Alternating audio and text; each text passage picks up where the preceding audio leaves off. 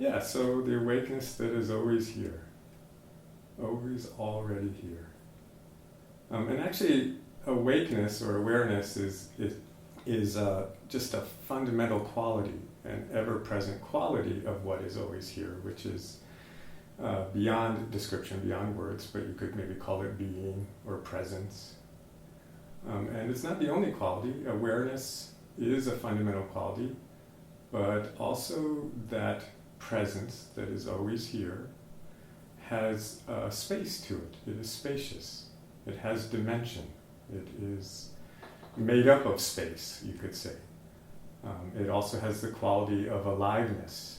It is dynamic. It is moving. It is alive. And then two others that I'll talk about later in the course are it's discriminating, which is kind of an interesting, subtle quality of our being, of our awakeness, and oneness. There's only one. There's just one being here. And these are different but simultaneous aspects of this one mysterious presence that we all are. And so they're all present all the time. Awareness is always spacious. Space is always aware. Awareness is always alive. Awareness is always discriminating. It's always noticing differences. And it's always one. There's always just one.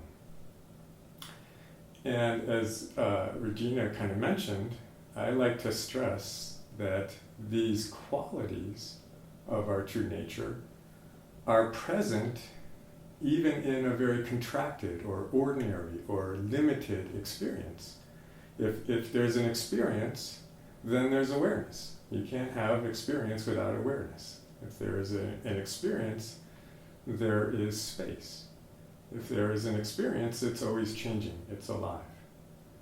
And so just as a single drop of water has all of the fundamental qualities of water, it's wet, it's liquid, it has a specific surface tension, it freezes at 32 degrees, just like a lake of water freezes at 32 degrees.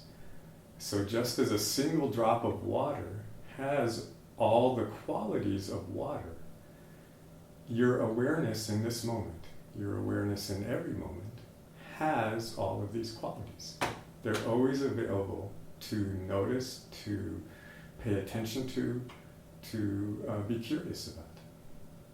And when we give them attention, they can naturally or spontaneously open up, possibly even expand into an experience of awakening. But it's not really necessary. As I said last week, awakening is really more a function of grace. It's just something that happens to us. One of my teachers, Adyashanti, used to say that awakening is an accident. And then he said, there's nothing you can do to cause it, but he went on to say, but you can make yourself more accident prone. And so paying attention to your direct experience, your present moment experience of awareness and space and the sense of aliveness in your being, the capacity you have for discrimination, to whatever degree there's a sense of oneness or at least connectedness, feeling connected to something beyond yourself. And when you pay attention to those things, it makes you more accident prone. And it may sound like a minor thing, but it can pay off. In fact, the world is becoming more accident prone. More and more people are experiencing those bigger experiences of awareness. But why wait? Why wait for that to happen when there's so much richness, so much mystery, so much beauty in the awareness that's here right now, as you're hearing these words. Tonight, I'd like to focus a little bit more on the quality of space. Just like awareness, space is fundamental to every experience. There's always space. In fact, I challenge you, just like last week, I challenge you to find a moment where there's no awareness. I challenge you to find some place where there's no space, where there's zero space. It's just not. It's not within the realm of possibility. Any experience, at least within manifest reality, it always involves space.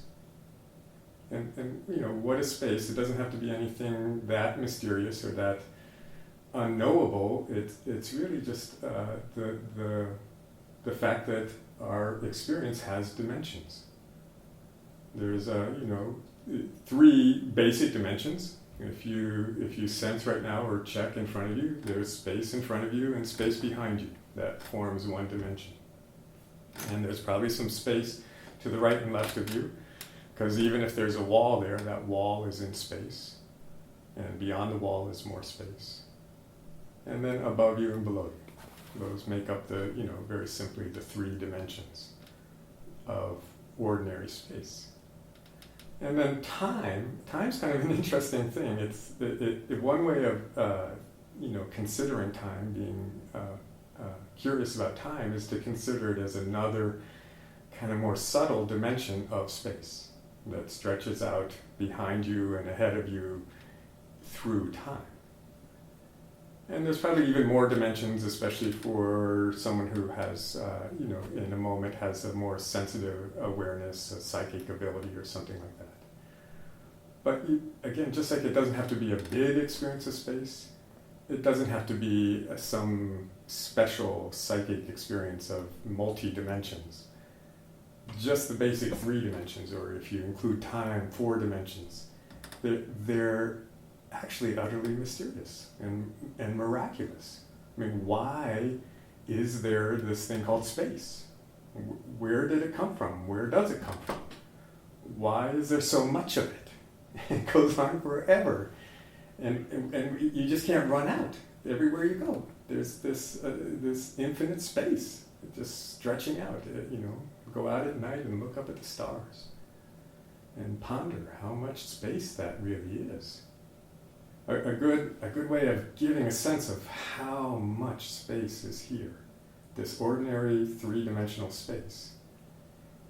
If you actually calculate this, if you actually calculate the movements of our planet, so the rotation, night and day as the planet rotates around its axis.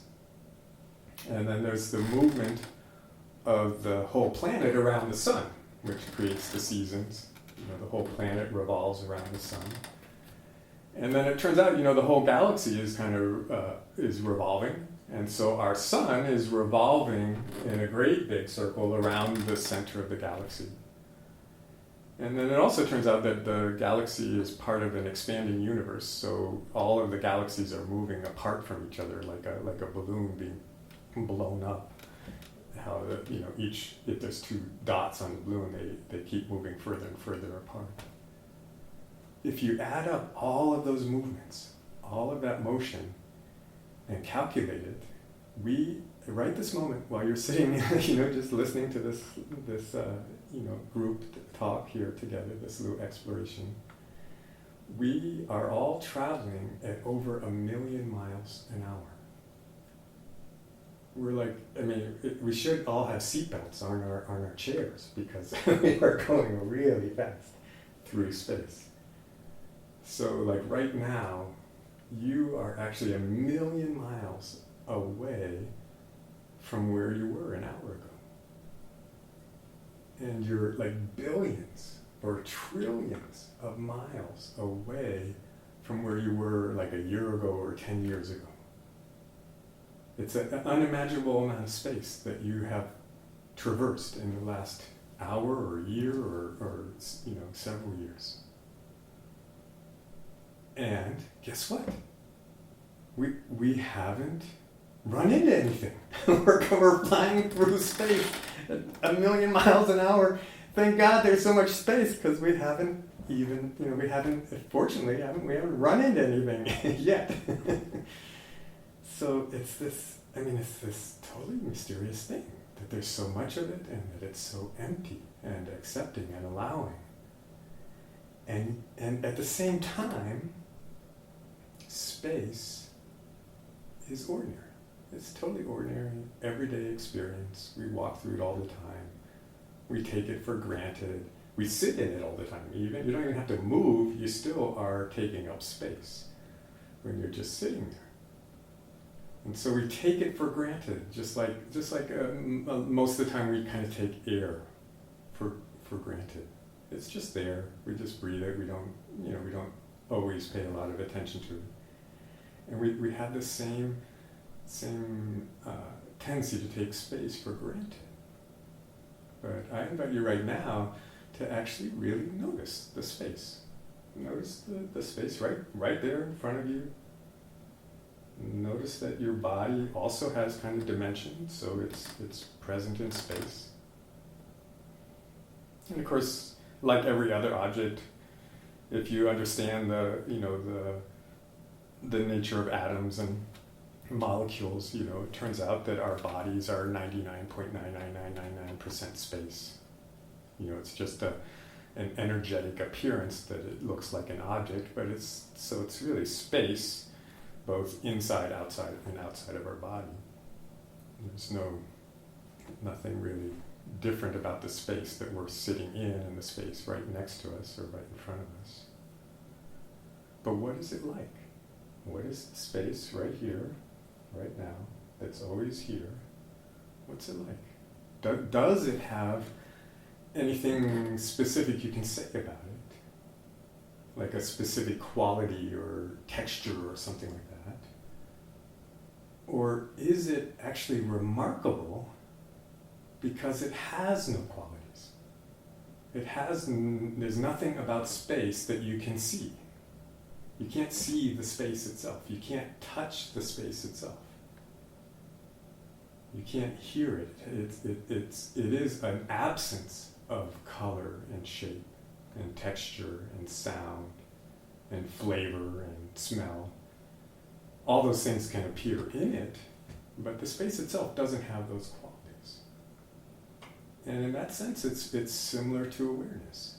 Awareness is something you can't actually see awareness or hear awareness. And yet, both space and awareness are undeniably here. It's like it has to be in order for there to be anything. For anything else to exist, there also has to be space. And it turns out for any experience to happen, there has to be awareness. Now, to like a purely logical mind, it may even seem kind of pointless to talk about it. Like why make a big deal about something that has no qualities, that just has this kind of abstract thing called dimension. An even more abstract thing called time. If time is the fourth dimension of space. It's like, it doesn't seem like there's that much there to really get excited about. And yet, ice cream may seem more interesting. Regina just said, ice cream may seem more interesting when you're hungry, especially. So here it is, this like kind of nondescript, except for its dimensionality, this nondescript openness, spaciousness. And yet, in actually just focusing on the presence of space, on the simple fact that space is here, it can spread, it can open up our experience to include this context that everything else occurs in, that we call space, this container for everything else. It's limitless, it's soft. I often say that space is the softest thing in the whole universe. There's nothing softer. Falling through space, there's no resistance. Total acceptance, total embrace. That's just the nature of something that empty. I used to often joke that, falling is only a problem if there's something called the ground. But the inner experience of falling, the inner experience of not landing anywhere, is great because you're just falling through space. It's like the 1,000,000 miles an hour. It's no problem the fact that we're going 1,000,000 miles an hour because there's nothing out there to run into. And so there's no problem if you have a sense of things, of not landing, of being in a kind of free fall energetically, because you're free falling through this soft, ever-present capacity for experience that we call space and awareness. Now, noticing space and or time as a quality of space, an aspect of space. If you focus on space, strangely enough, everything else can be put more into perspective. Everything's suddenly not such a big deal. It's kind of like if you get a little dent in your car and someone points out to you that, hey, it's really small. You can't even see it if you're 3 feet away and you've got this big, beautiful car. It still looks great. It puts it into perspective. Oh, right, it's just a little dent and it's way down there at the bottom of the bumper. It's no big deal. And so, again, relative to the night sky, when you step outside and you look up and there's this infinite vastness, then is anything really a big deal in your kind of daily life? I mean, that's an extreme example of space putting something into perspective, but it gives a sense of this capacity that noticing or recognizing space can put all kinds of things back into perspective. So I'd like to invite you to just kind of follow along. It's nothing really much you have to do, but just follow along this little experiment or exercise. And very simply, first thing, just notice something in the room. And for the exercise, the first thing probably is best if it's just something neutral. A neutral object, a pencil or a pen or a box of Kleenex or a piece of furniture, something that you also have kind of a neutral relationship to, that you have no strong feelings about.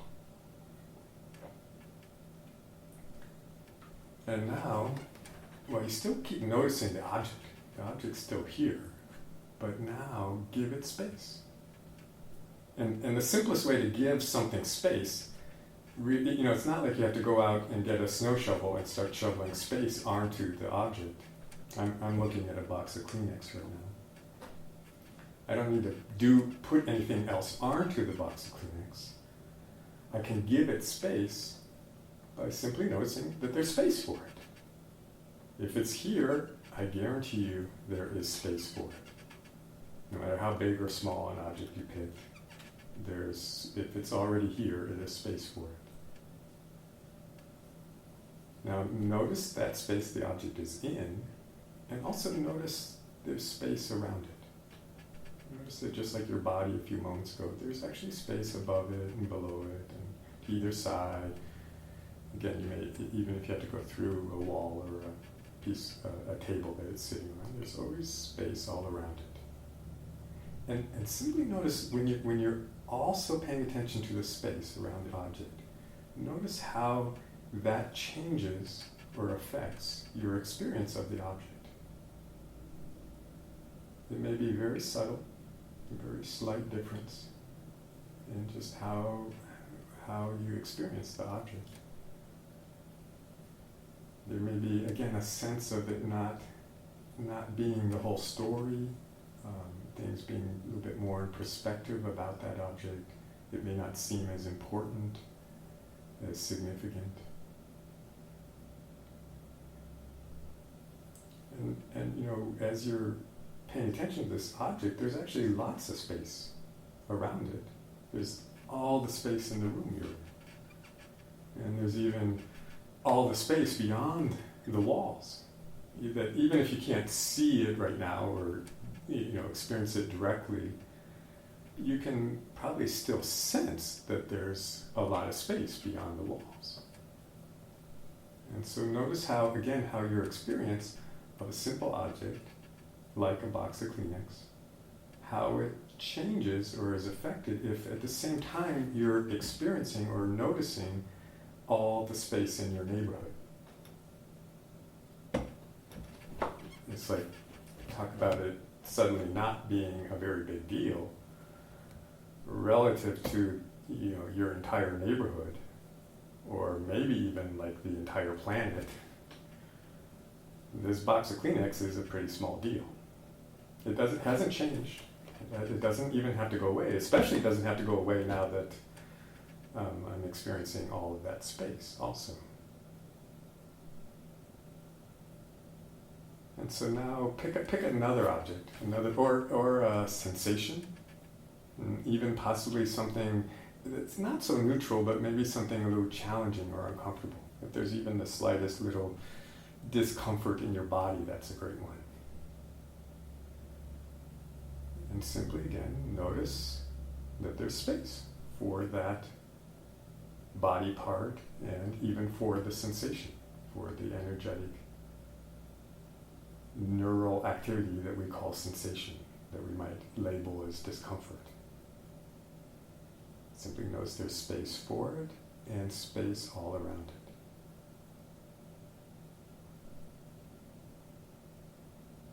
it. And once again, just check, does that shift your experience?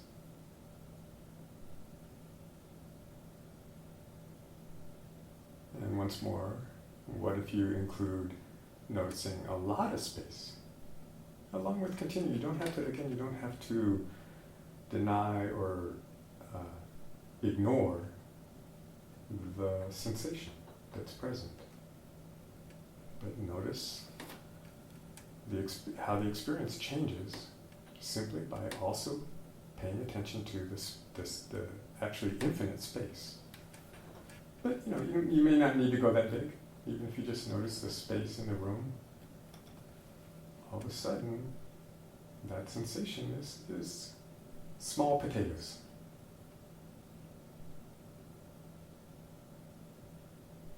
And you can do this with your whole body. Sense the space that your body occupies and the space all around your body. And simply notice how does that shift your experience of having a body in this moment. If you include space, include the larger dimensions of space that are present right now.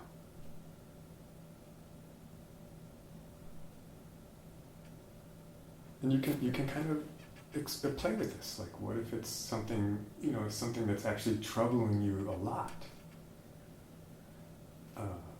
A situation in your life, a stronger sensation or condition in your body that is more than just uncomfortable, or just a thought, a story that comes up a lot about your life and some difficulty, some problem, as we call them. You can first notice it. Notice there's space for it. A great thing about stories, about thoughts, is that they actually don't take up that much space. In a sense, they all fit between your ears. So even the most problematic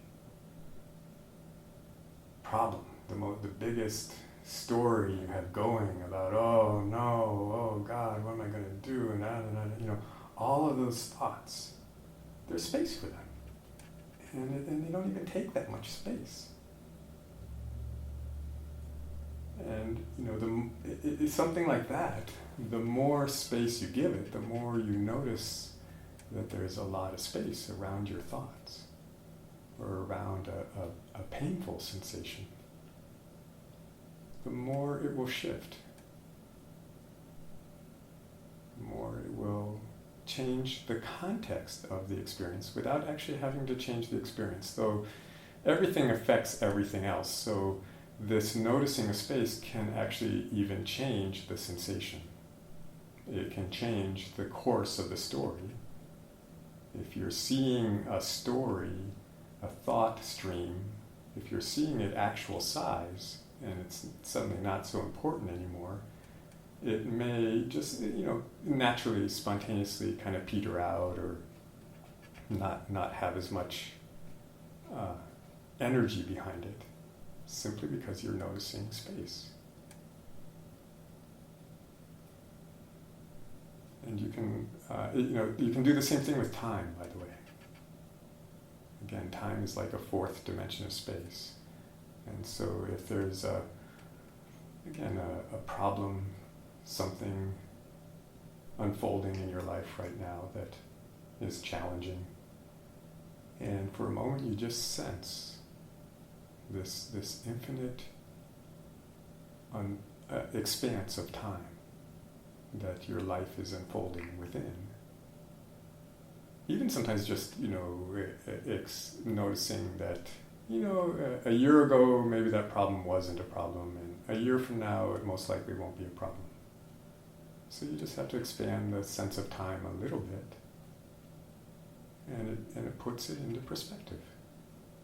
It gives you something larger to experience it within.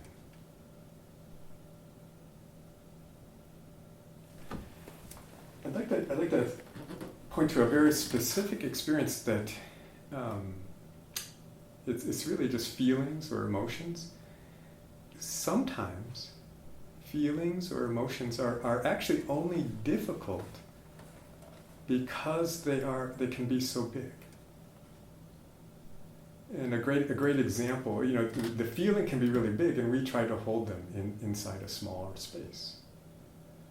A great example is anger. Anger is just energetically a very big, expansive energy.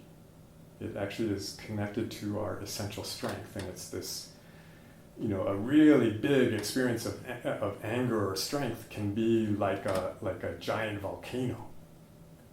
That's how, it just can get really, really big.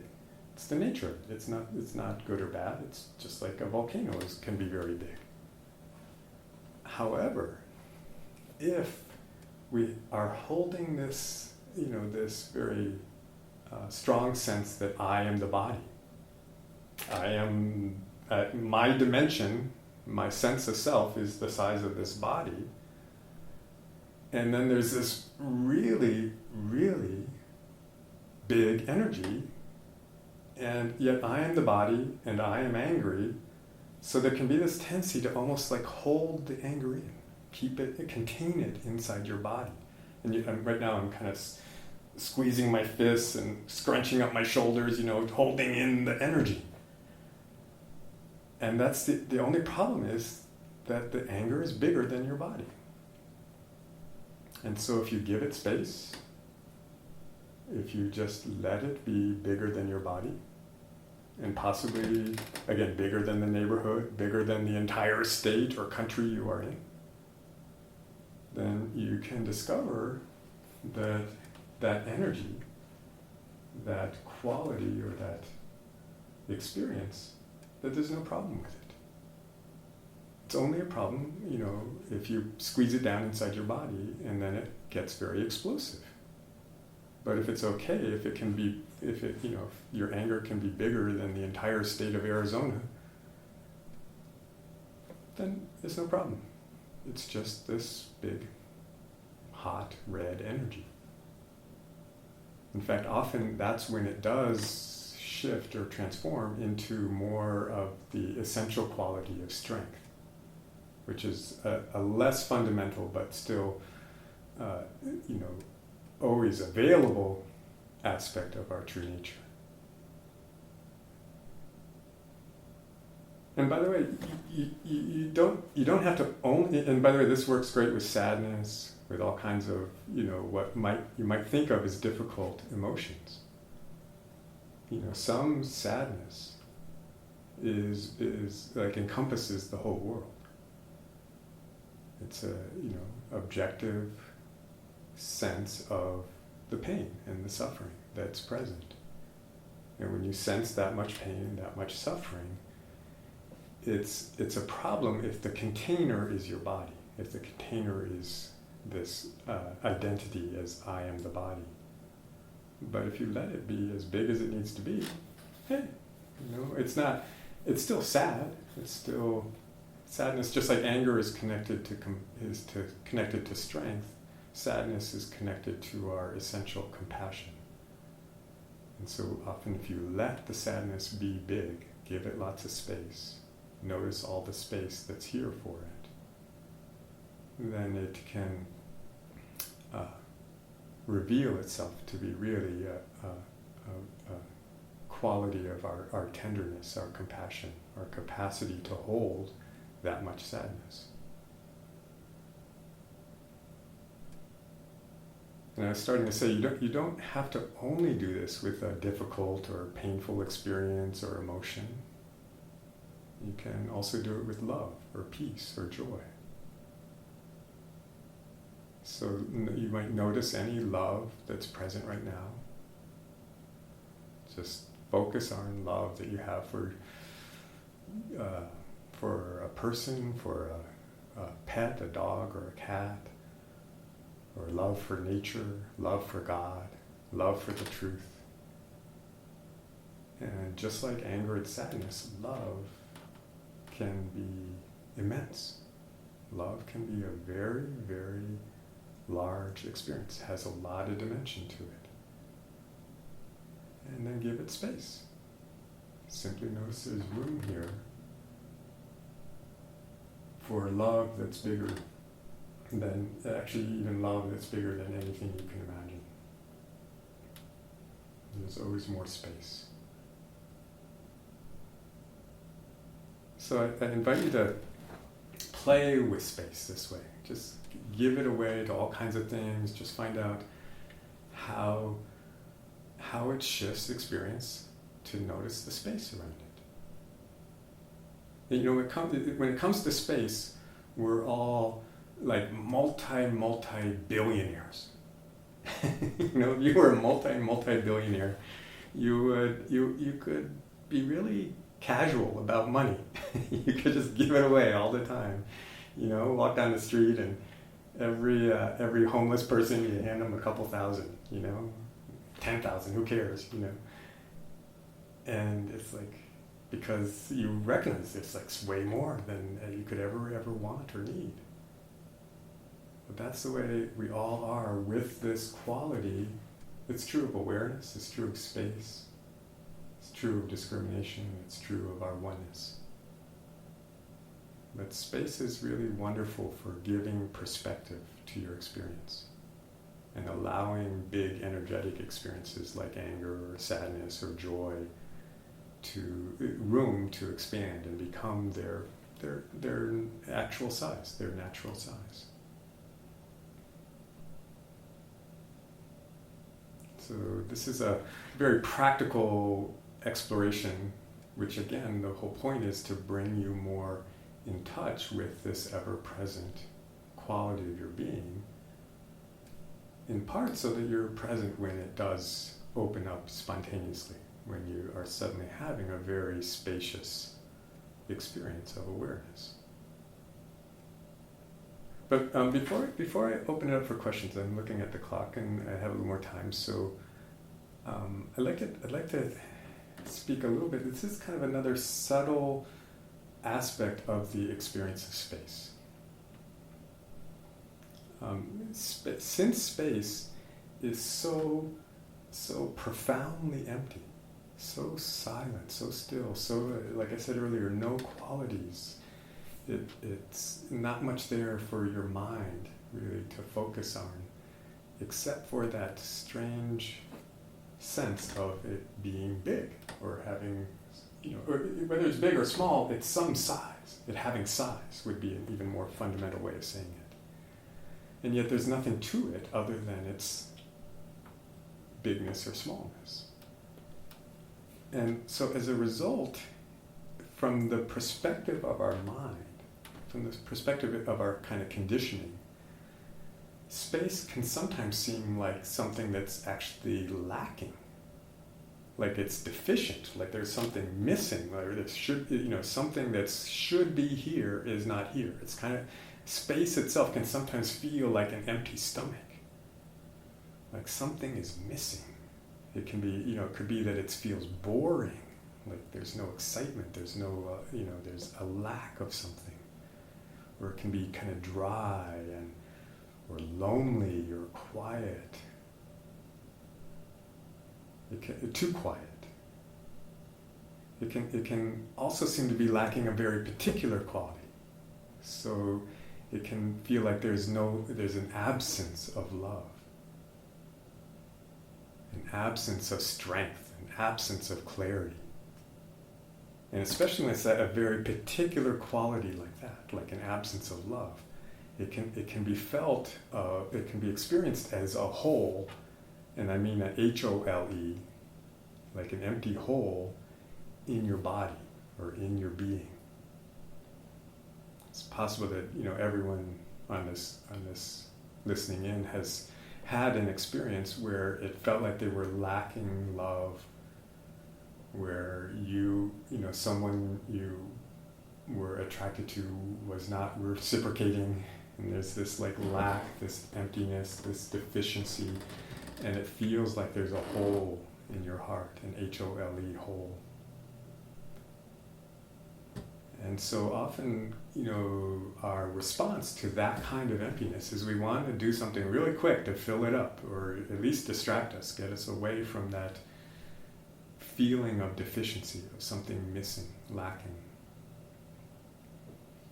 And so we overlook the opportunity to once again simply pay attention to the actual emptiness, to the direct sensation of no thing, of absence. When you're looking for your car keys and you open up a drawer and there's nothing in the drawer, you don't usually spend that long still looking in that drawer. You don't kind of stand there and really get in touch with the space inside the drawer. And yet, with these empty spaces, these holes or places of lacking or missing in our being, there's an even stranger kind of possibility that if you stay with just focusing your attention on that hole, then often the quality that was felt to be missing, like the love in the hole in your heart, or strength in a hole of weakness, the quality that was initially felt to be missing often can arise in that space. It's similar to the experience when you walk from a brightly lit room into a totally dark room. And at first you can't see a damn thing. It's just dark. You can't even see your hand right in front of your face. And yet, if you keep staring into that inky blackness, your eyes wide open, then after a while your eyes adjust. And you can just start to make out the furniture in the room. The little bit of, even just a little bit of starlight coming in through a crack in the curtains. As in this case, your physical senses adjust, you start to see what's there. And as you adjust, as your inner senses adjust to these empty places that feel like they're missing something, like they're lacking something, often what you actually find in that space is the quality that felt like it was missing. It's a total shock. I've had this experience many times now, and I'm always totally surprised that it's actually there. Because these more specific qualities of our true nature, like love and joy and peace, all of this comes out of this profound mystery of being.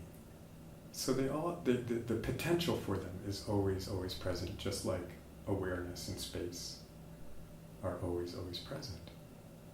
And so it's often just a question of staying with the sense of lack. In fact, the sense of lack the reason it feels like it's lacking is because on some even more subtle level you're connected to that. There's something in your experience that's calling that quality forward. So it may not, that love may not come from the person that you've just fallen head over heels in love with, but it is actually already here in the hole in your heart. Space or being, space is actually a limitless potential, a limitless capacity for things like love and peace and joy and strength. And of course awareness, even more fundamentally awareness and aliveness.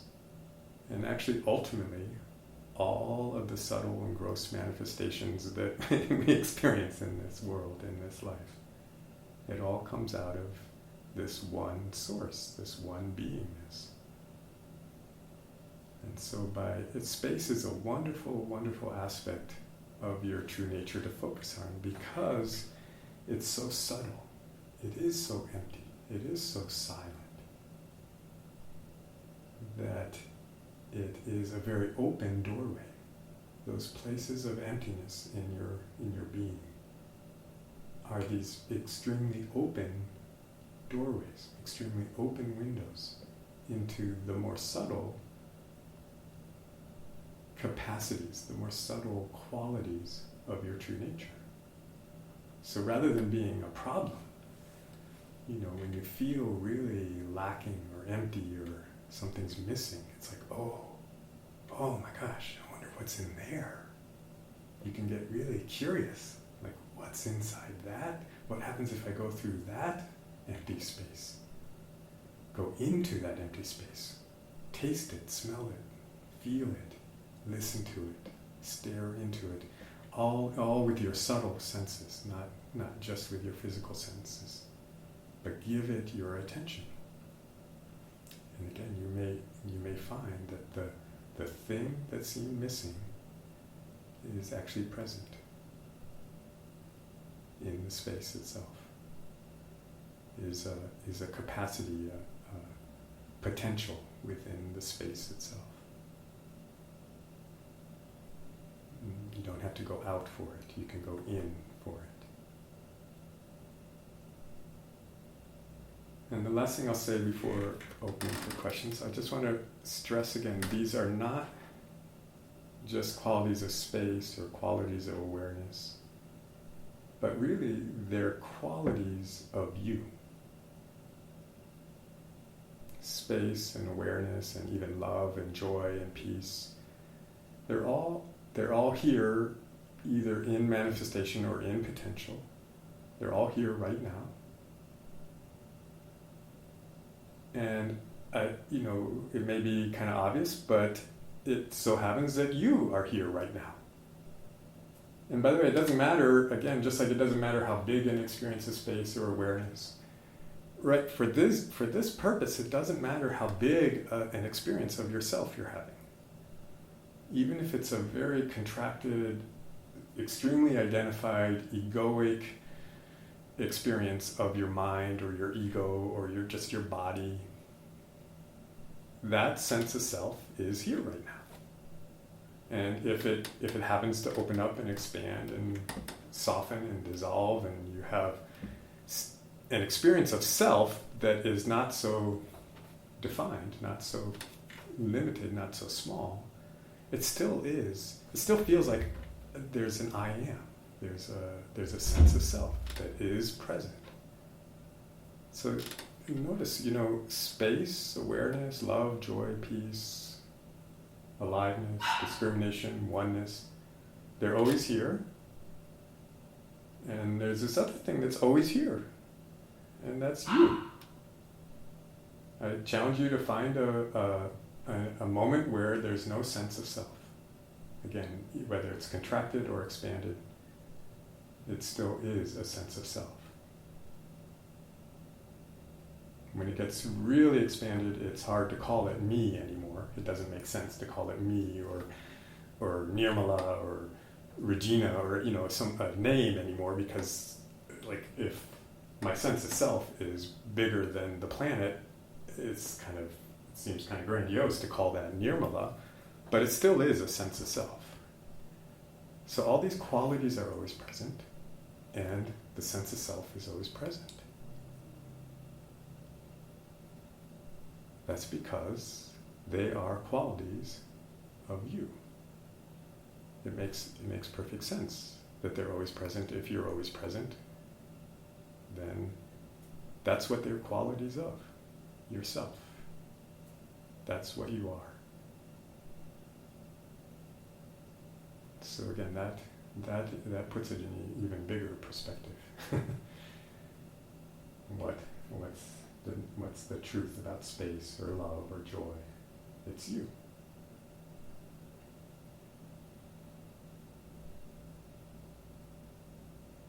Again, whether it's a big experience or a small experience, it's still equally rich, equally available for exploration, equally worthwhile to explore, to be curious about.